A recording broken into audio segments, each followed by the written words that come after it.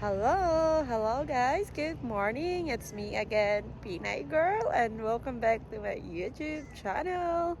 Today's video, papunta na po ako ng work. Naghihintay na lang po ako na susunduin ako ng aking co-work friend. So, hito nga ako sa may highway. Medyo maingay kasi may mga sasakyan. So, hindi po ako magbabas today kasi yung friend ko, sasabay po ako sa kanya. Pasensya na po ang ingay dito, no? Anyway, hindi po ako magbabas today kasi nga sasabay ako sa aking co-work friend, guys. Ito na nga siya ngayon. Okay, the way to work na po si Pinay Girl. Okay, see you sa aking work. Today's video, guys, nasa work na po ako and yes, busy na po si Pinay Girl. So, punta tayo sa loob dahil magtatrabaho na ulit tayo.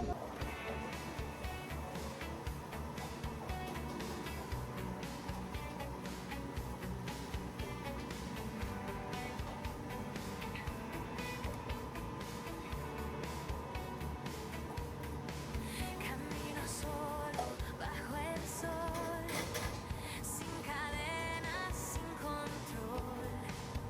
Cada día es mi canción, soy mi fuerza, mi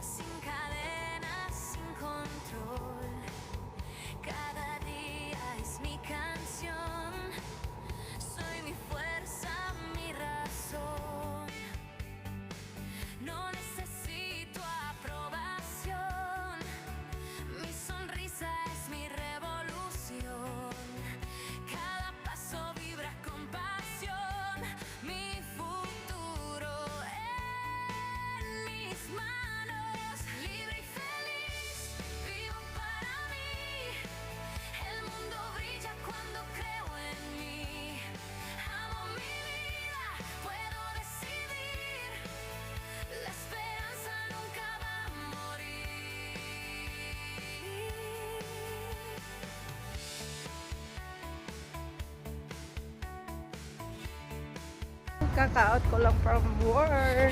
Sobrang pagod si Pinay Girl, guys. Okay, uwi na. Sakit ng mata ko. Ito na po yung sundo ko. Let's go home, Han. Kaka-out ko lang from work and time check. 6 PM na po dito. Exactly, naka-out ako ng alas 6, guys. Okay, yun na nga ang aking trabaho. So, sa mga nagtatanong kung ano ang aking trabaho, yes, naipakita ko na po ito. Paulit-ulit kong sinabi, nagtatrabaho ako sa Paraiso Restaurant bilang isang kitchen crew. Sa kusina po ako nagtatrabaho. So, nakikita nyo naman, sobrang busy ni Pinay Girl. All around po ang aking trabaho, nag-iihaw. Kung meron naman mga orders, syempre inuuna namin yung mga orders sa customer. At kung wala naman ay mag-iihaw kami. Kung ano ang dapat gawin ay gagawin mo para prepared na po bukas na naman ng trabaho. So yun lamang po, at naipakita ko na po ang aking trabaho dito sa Amerika. Syempre kapag nasa kusina ka po, kailangan mong maging masipag. Alam ko na sa una ay hindi po madali, kailangan mong matuto. Pero kapag matuto ka na, syempre mabilis na po yung galaw mo kapag nasa restaurant ka talaga. Kapag umpisa pa lang, syempre maiintindihan ka na hindi mo pa alam ang gagawin mo. Pero habang tumatagal, masasanay ka lang sa trabaho. At syempre kapag sa kusina, halo na po yung init, stress. Ganun talaga ang trabaho.